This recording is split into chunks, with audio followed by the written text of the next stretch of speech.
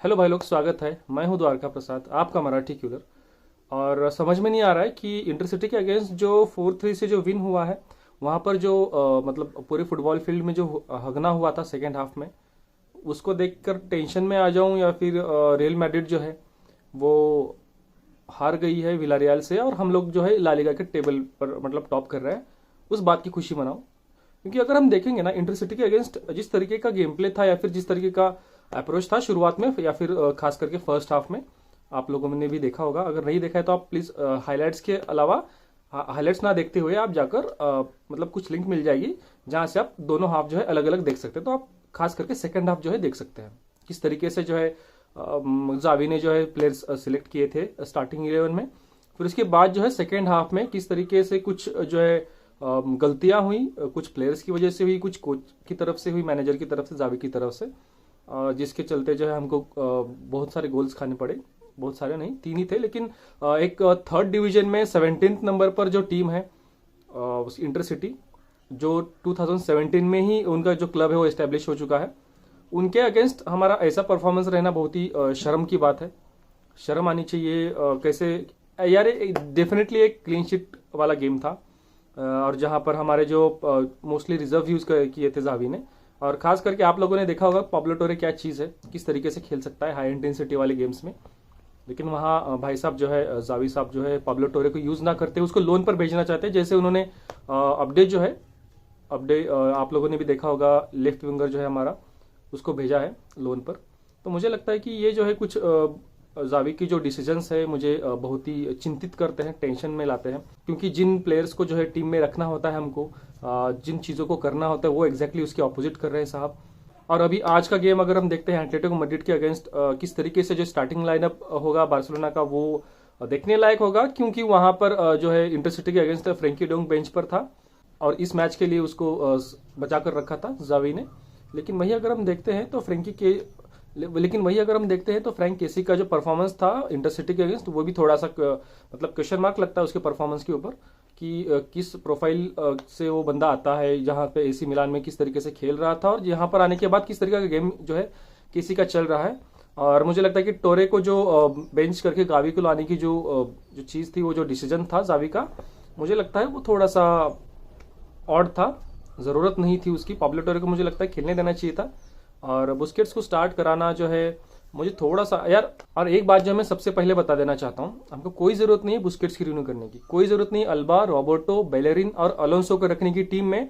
अगर हम एक फ्यूचर प्रोजेक्ट के ऊपर अगर हम काम कर रहे हैं, अगर कोई हम ऐसी टीम जो है वो बिल्ड करना चाहते हैं जहां पर आप यूरोप में जो है रूल करना चाहते हैं, राज करना चाहते हो, तो मुझे नहीं लगता कि ऐसे जो है बुढ़ों को टीम में रखने की कोई जरूरत है। उन्होंने बहुत कुछ दिया अपने क्लब को, तो अगर किसी को बुरा लगा है तो उसके लिए मैं माफी चाहूंगा। लेकिन ये प्लेयर्स जो है अभी हमारे टीम को, हमारे क्लब को जो है उतना ऑफर नहीं कर पा रहे हैं।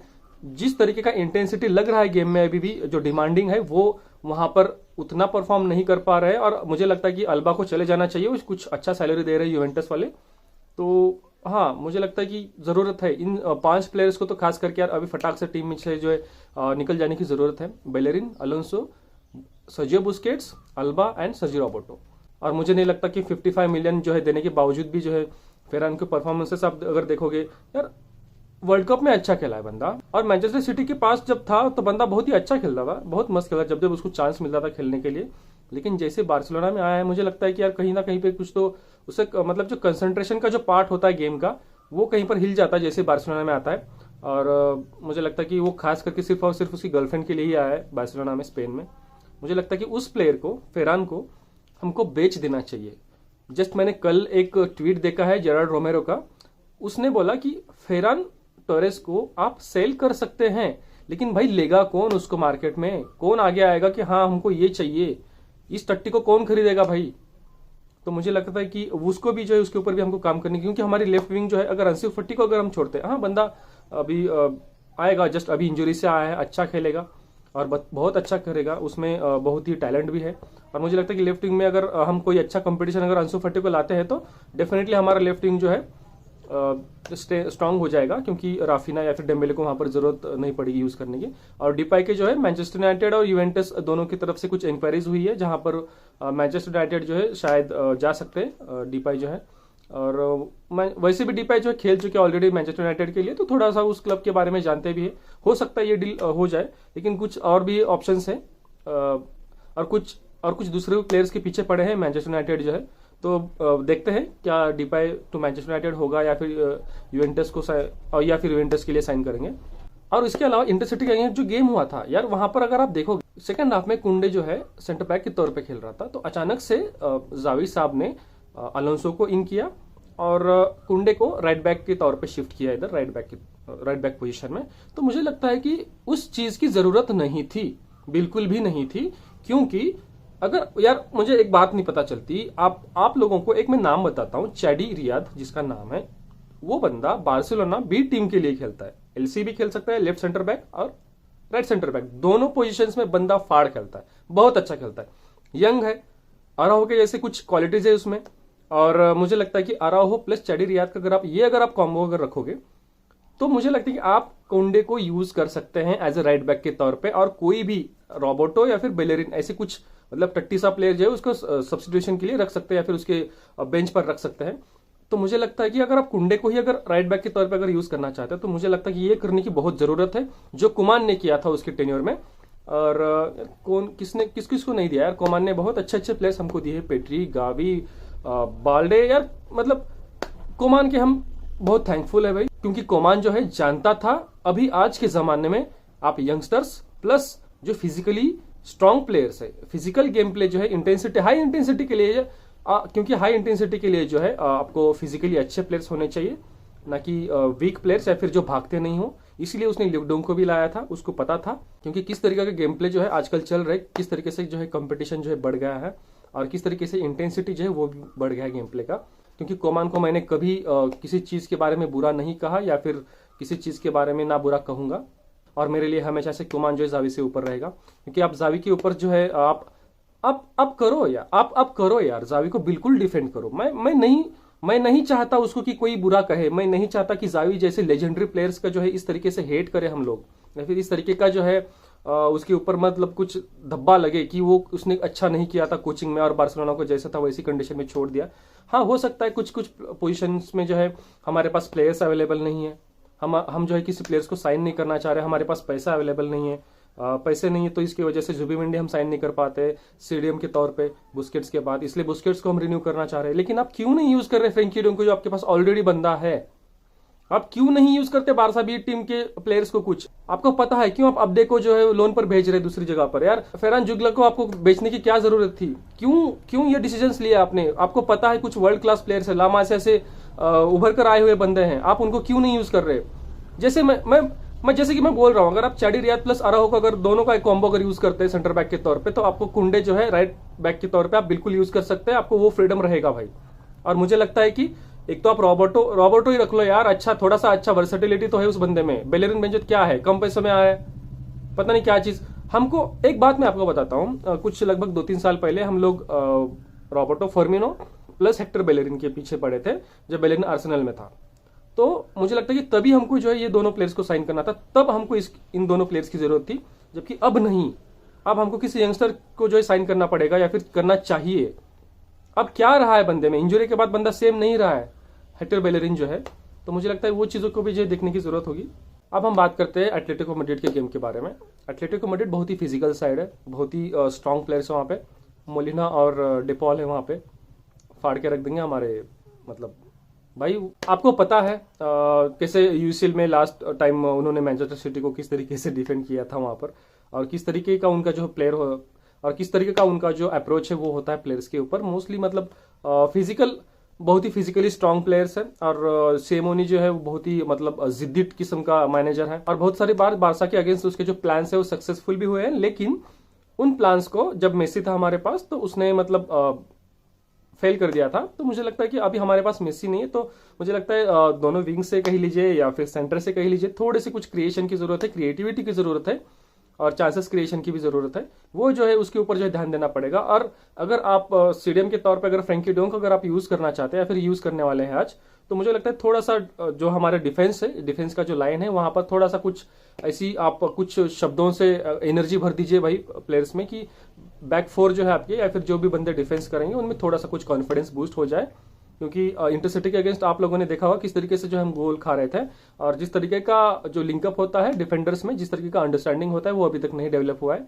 ट्रेनिंग सेशन में पता नहीं क्या कर रहे होते हैं जावेद साहब। ये जो है ये जरूरत होती है कि ट्रेनिंग सेशन में आपको जो है प्लेयर्स को कॉन्फिडेंस देना होता है किस प्लेयर की और कौन से प्लेयर की जो ड्यूटीज है वो क्या होंगी पिच के ऊपर, और सिनेरियो जो है आप एक्सप्लेन कर रहे होते हैं। तो मुझे नहीं लगता कि जावी जो है, मुझे सचमुच लगता है कि जावी को बी टीम के थ्रू आना चाहिए था फर्स्ट टीम में, और किसी दूसरे कोच को हम साइन कर लेते और जावी एज असिस्टेंट मैनेजर होता, तो थोड़ा सा जावी को भी गेम को जो है कुछ गेम के बारे में जो है यूरोपियंस गेम के लीजिए या फिर डोमेस्टिक गेम्स के बारे में थोड़ा सा स्टडी करने को भी मिलता। क्योंकि अगर आप कतार से डायरेक्टली आकर एफसी बार्सिलोना को अगर साइन कर रहे हो अल-साद से आके, तो वो जो है इस चीज का जो है हमको भुगतना पड़ रहा है। तो मुझे लगता है कि हाँ, और ये होना ही था।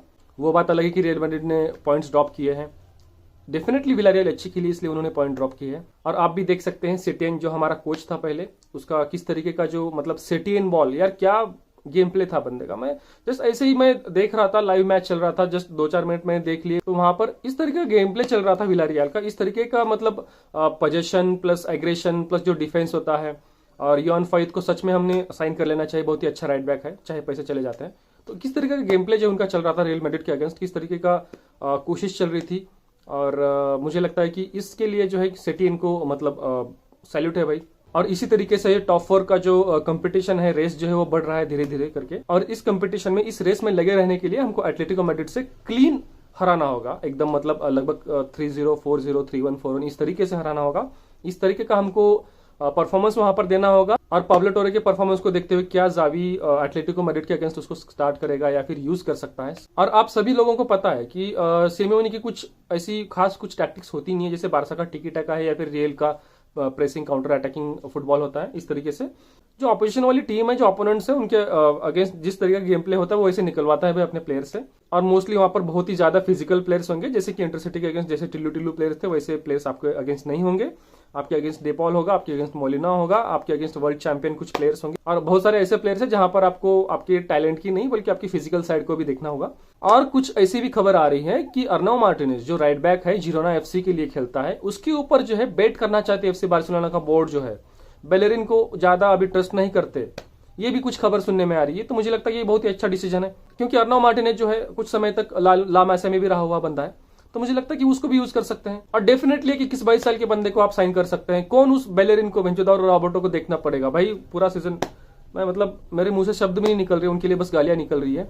और क्यों आप इन प्लेयर्स को रखना चाहेंगे, क्यों आप बुस्केट्स के लिए करना चाहेंगे 6 महीने के लिए बल्कि 1 साल के लिए, क्यों आप रॉबर्टो को, क्यों अलोंसो को, भाई क्या जरूरत है आपको अलोंसो को, भाई आपको अलोंसो को क्यों रखना है। और मुझे लगता है कि अगर आप अलोंसो को रहने दे रहे हैं ना, तो आप टुकल को लाओ, टुचल जो भी है उसको लाओ, आप थॉमस टुकल को ला लो।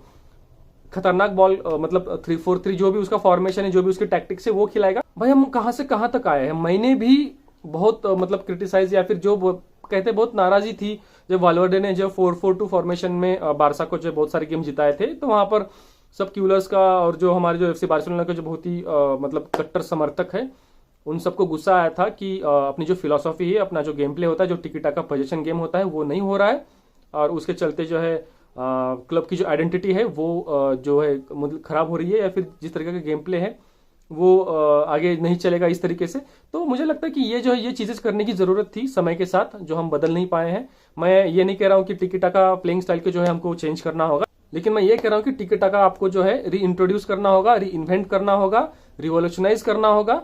इस तरीके से जो है ये गेम्स चलेंगे। योहान क्रिफ के बाद किस तरीके से एलवीजी ले लीजिए, लुई वैन गाल ले लीजिए, या फिर योहान क्रिफ, इनकी जो फिलोसॉफीज थी उसके ऊपर जो एफसी बार्सिलोना का गेम प्ले जो है होता है खास करके। तो मुझे लगता है कि ये जो चीजें हैं जो वही पेप ने करी थी इनिएस्ता, जावी, मेसी, इन सब लोगों के साथ, फैब्रिगास वगैरह के साथ, तो मुझे लगता है वो जो है हमारा तो मुझे लगता है कि वो जो है वो चीजें हमको करने की जरूरत होगी। और उसके लिए जो लामाचा के प्लेयर्स हमको ज्यादा यूज करने होंगे। आप लेकर आइए अर्नाओ मार्टिनेज को एज अ राइट बैक के तौर पे, आप उसको बिल्कुल बेट्स कर सकते हैं।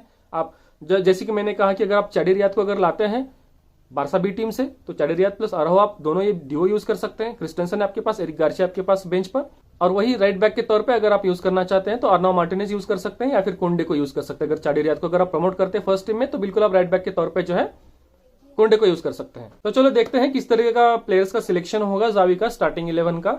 और एटलेटिको अगेंस्ट जो मैच में जो रिजल्ट होगा उसके ऊपर जो है निर्भर होगा, डिपेंड करता है हमारे ला लीगा का जो टेबल हम फिर से टॉप करते हैं या फिर नहीं करते। क्योंकि अगर आप देखोगे तो उधर रियल मैड्रिड ने जो है पॉइंट्स ड्रॉप किए हैं और एक मैच ज्यादा खेलकर दोनों इक्वल्स पे है। तो मुझे लगता है कि हम क्लियर 3 पॉइंट जो है आगे जा सकते हैं अगर आज का मैच अगर जीतते हैं तो। और आपको क्या लगता है, आपके क्या विचार है, आपके क्या मत है, ओपिनियंस है इसके बारे में, मुझे आप बिल्कुल बता सकते हैं, कमेंट सेक्शन में बता सकते हैं या फिर आप इंस्टाग्राम में डीएम कर सकते हैं। तब तक के लिए शुक्रिया, bye bye, Biska L Barça.